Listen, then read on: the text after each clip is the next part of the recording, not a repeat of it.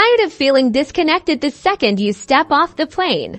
Mint Mobile might be known for its awesome domestic deals, but staying connected internationally requires a little pre-planning. Luckily, in this video, we'll walk you through exactly how to get international roaming with Mint Mobile, step by step. First, open your Mint Mobile app. This is your hub for managing everything Mint. If you don't have it, download it from your app store.